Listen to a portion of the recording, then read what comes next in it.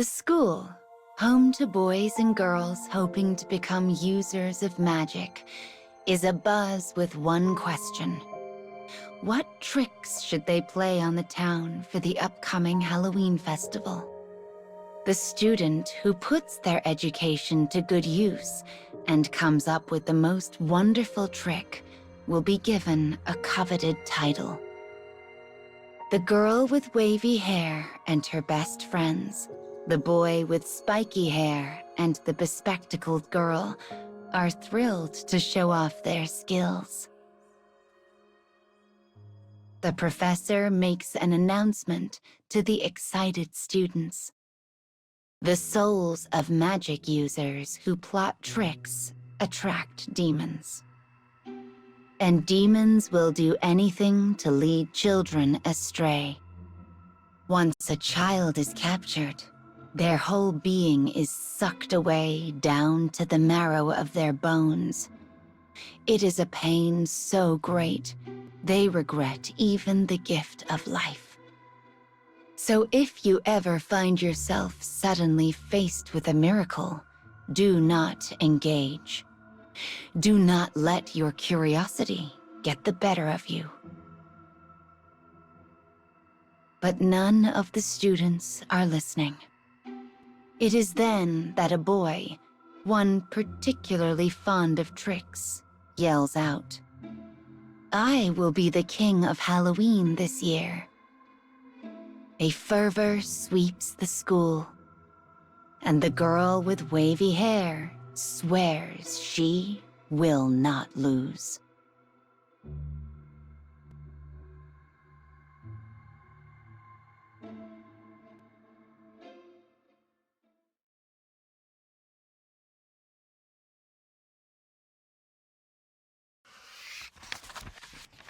The girl begins practicing tricks with her best friends.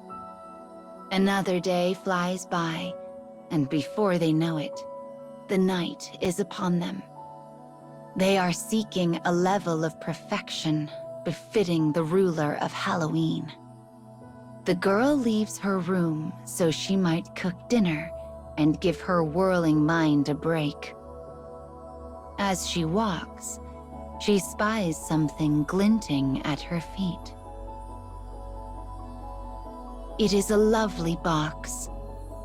Yellow topaz in the shape of pumpkins dots the cover. It emits a distorted, bewitching glint. Curious, she lifts the lid to find a small pumpkin pie sitting neatly inside. She then hears a whisper. "I will teach you all the magics under the sun. All at the festival will be under your spell." The voice is so sweet and gentle, it is almost impossible to resist. I must eat the pie. She opens her mouth wide. Suddenly, a scream rings out. It is her best friend, the bespectacled girl. The wavy-haired girl tosses both pie and box aside and ushers her best friend into her room. She comforts her as she weeps over her failure, yet on the inside, she is relieved. Soon, the girl with wavy hair returns to her practice in an attempt to shake off her fear. But the next time she looks, both pie and box have disappeared.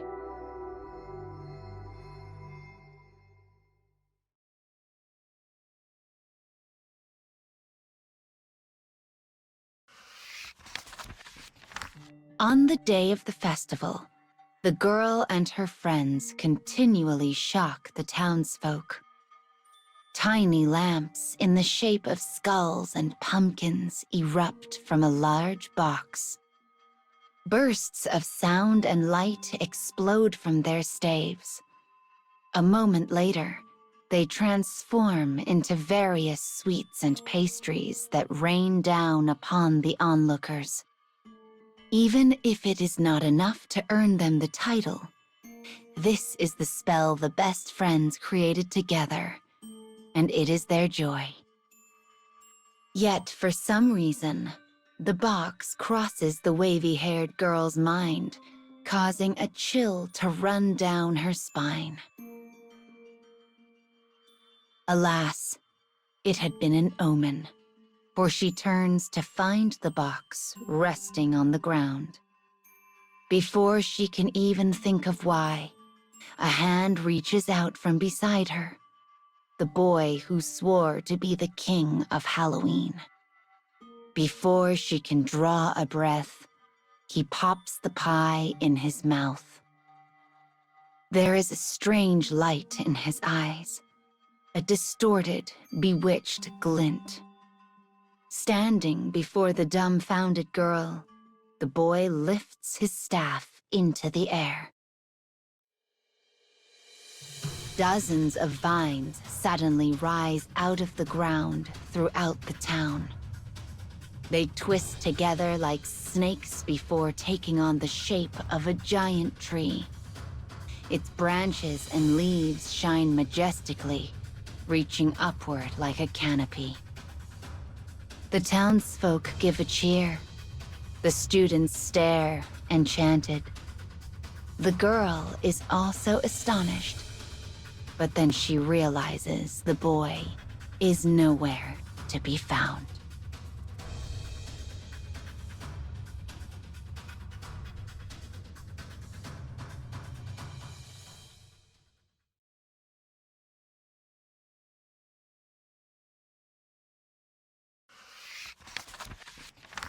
The girl runs then. She rushes to her professor and reports everything she saw. She tells about the box that suddenly appeared before her, about the alluring voice she heard when she opened it.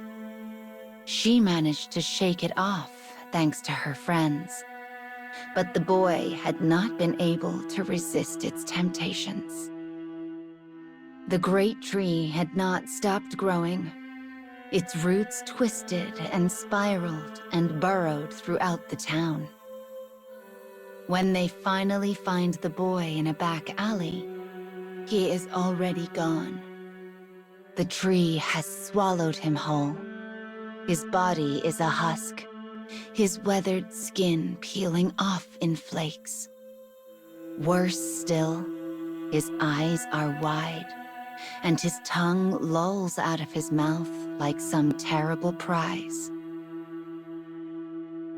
The girl shudders, thinking how she had not been able to stop him, and huddles close to her professor. "But at least you are safe," her professor says. "Your love for your friends kept you from temptation." The entity in question was called the Pumpkin Demon, and it was something the School of Magic had long yearned to capture.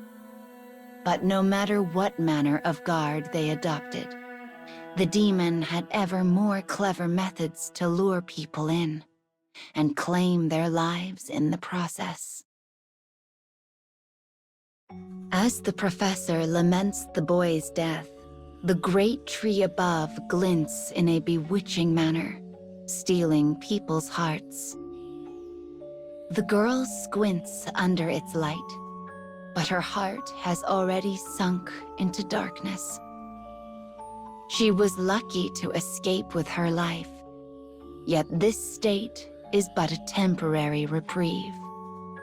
For temptation lies ever around the bend, and it is known that demons always seek people's greatest desires.